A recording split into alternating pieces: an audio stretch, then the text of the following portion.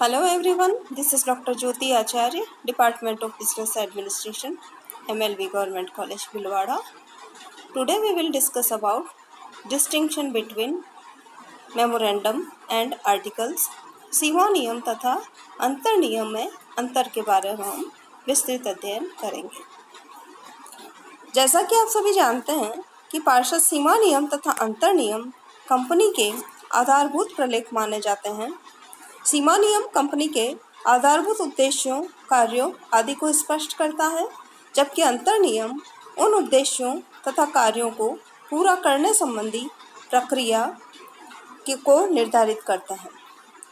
Lord न्यायाधीश Bowen ने एक मामले में स्पष्ट करते हुए दोनों में अंतर को स्पष्ट करते हुए लिखा है कि सीमा नियम में वे आधारभूत शर्तें होती हैं जिनके आधार पर कंपनी का समामेलन होता है और अंतर नियम कंपनी के आंतरिक नियम होते हैं। तो इन दोनों में सीमा नियम और अंतर नियम में आधार को हम विभिन्न 14 भागों में विभाजित करके अध्ययन करेंगे। उसमें पहला जो अंतर का आधार है, हम लेते हैं परिभाषा।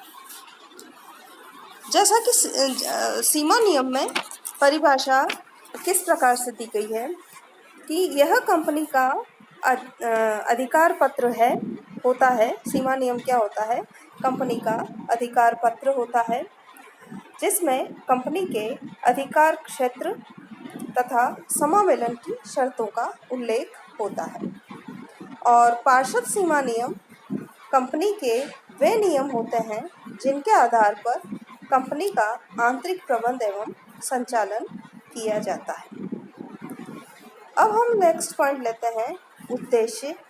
तो सीमा नियम का उद्देश्य कंपनी के कार्यक्षेत्र की सीमाओं को निश्चित करना है तथा अंतर नियम का उद्देश्य कंपनी के आंतरिक प्रबंध एवं संचालन को नियंत्रित एवं नियमित करना होता है। नेक्स्ट पॉइंट, किसके क्या महत्व हैं? तो सीमा नियम प्रत्येक कंपनी का आधारभूत प्रलेख है जो प्रत्येक कंपनी द्वारा मूल रूप से बनाया जाता है, और अंतर नियम कंपनी का सहायक एवं पूरक प्रलेख माना जाता है।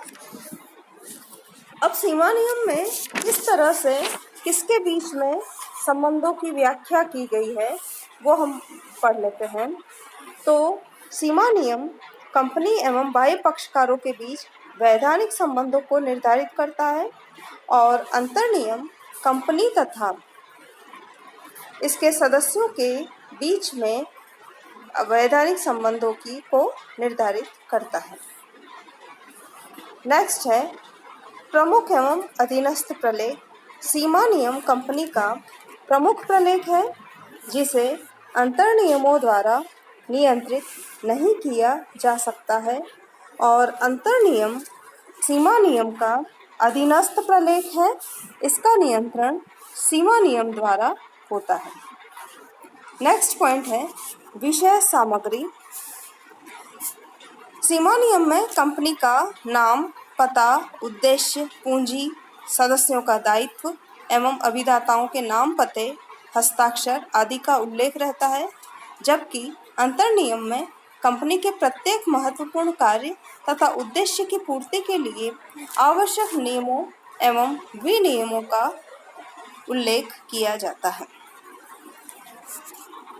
अब आवश्यकता के रूप में प्रत्येक कंपनी को अपना सीमा नियम बनाना ही पड़ता है, और अंतर नियम जो है निजी कंपनी के अतिरिक्त किसी भी कंपनी के लिए बनाना अनिवार्य नहीं होता है।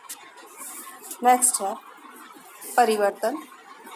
सीमा नियम में परिवर्तन करना थोड़ा कठिन होता है, जिसका अध्ययन हम पिछले लेक्चर में पढ़ चुके हैं। किस प्रकार संकल्प पारित करके और सीमा नियम के पूंजी वाक्य, उद्देश्य वाक्य, नाम वाक्य आदि में परिवर्तन किया जाता है, और अंतर नियम में परिवर्तन करने के लिए सामान्यतः विशेष संकल्प ही पारित करना पड़ता है।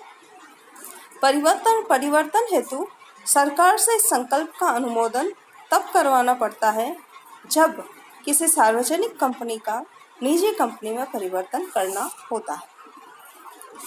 प्रावधानों का पालन। सीमा नियम का निर्माण कंपनी अधिनियम के प्रावधानों का पालन करते हुए किया जाता है और अंतर नियमों का निर्माण सीमा नियम एवं कंपनी अधिनियम दोनों के प्रावधानों का पालन करते हुए किया जाता है। अनाधिकृत कार्य के संबंध में यदि कंपनी सीमा नियम के बाहर कार्य करती है तो उन कार्यों को अनाधिकृत कार्य कहते हैं और वे सभी कार्य व्यर्थ माने जाते हैं। इसके उपरांत अंतर नियम जो होते हैं, अंतर नियम के बाहर कार्य किए जाने वाले कार्य सदैव व्यर्थ नहीं होते हैं। यदि कोई कार्य सीमा नियम के भीतर है किंतु अंतर नियम के बाहर है तो उन कार्यों को अंतर नियमों में आवश्यक परिवर्तन करके वैध बनाया जा सकता है। अनुसमर्थन किस प्रकार किया जाता है? तो सीमा नियम के बाहर किए गए किसी भी कार्य का विशेष संकल्प या सर्वसम्मति से संकल्प पारित करके भी अनुसमर्थन नहीं या पुष्टिकरण नहीं किया जा सकता है, जबकि अंतर नियमों के बाहर किए गए कार्यों का विशेष संकल्प पारित कर अनुसमर्थन या पुष्टिकरण किया जा सकता है। संबंधों का आधार क्या होता है?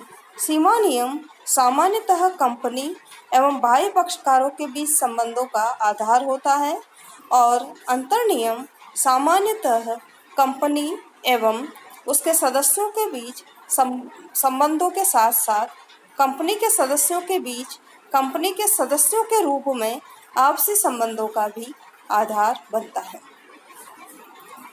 वैधानिक दायित्व किस प्रकार से होते हैं?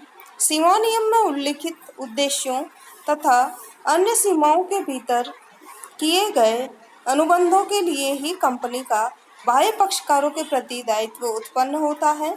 सीमा नियम के बाहर किए गए अनुबंधों के प्रति कंपनी का कोई वैधानिक दायित्व उत्पन्न नहीं होता है। इसी संबंध में यदि कोई कंपनी अपने अंतर नियमों का पालन नहीं करती है, यह अंतर नियम के संबंध में है, यदि कोई कंपनी अपने अंतर नियम का पालन नहीं करती है तो भी वह कंपनी बाह्य पक्षकारों के साथ हुए अनुबंधों के लिए उत्तरदायी होती है। नेक्स्ट है स्पष्टीकरण। सीमा नियम अंतर नियम का स्पष्टीकरण नहीं करते हैं, जबकि अंतर नियम सीमा नियम का स्पष्टीकरण करते हैं। तो ये तो हमारे हो गए अंतर, सभी 14 अंतर जो हमने स्पष्ट किए हैं। वैसे आप सीमा नियम तथा अंतर नियमों के बारे में पढ़ चुके हैं, तो अंतर को समझना इतना मुश्किल नहीं होता है। तो आज का हमारा ये टॉपिक यही समाप्त होता है। धन्यवाद।